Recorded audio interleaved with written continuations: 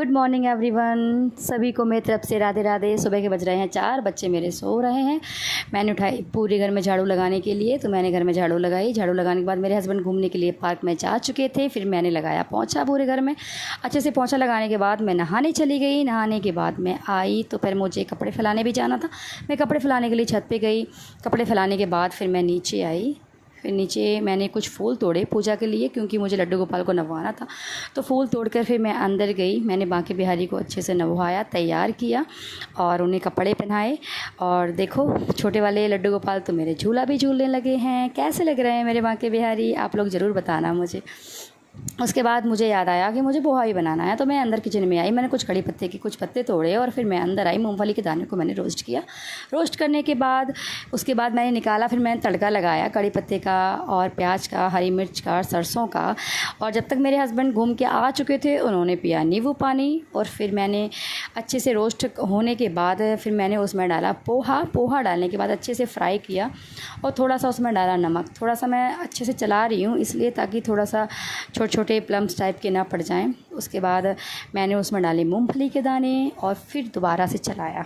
उसके बाद धीरे धीरे चला के अच्छे से मैंने उसको मिक्स कर दिया। उसके बाद मुझे बनाना था राजमा और चावल। तो मैंने सोचा राजमा बनाने से पहले मैं चावल पकने के लिए रख देती हूँ। अच्छे से मैंने वॉश किया उनको और चावल को, और उसके बाद मैंने चढ़ाया उस पर गैस पे। फिर मैंने जब तक सोचा राजमा बनाने के लिए मैं पेस्ट बना लेती हूँ, तो मैंने उसका टमाटर का और हरी मिर्च का और अदरक का पेस्ट बनाया। थोड़ी सी अदरक मेरी ख़राब हो रही थी, तो मैं वही देख रही थी कि मैं अदरक पता नहीं कैसी हो रही है, तो उसको छील रही थी। मैं अच्छे से वॉश कर रही थी, तो मैंने उसको डाला। उसके बाद बनाया पेस्ट बनाने के लिए बना लिया मैंने। उसके बाद मैंने कुकर रखा। कुकर में मैंने तेल डाला, फिर मैंने जीरा डाला, हींग डाला।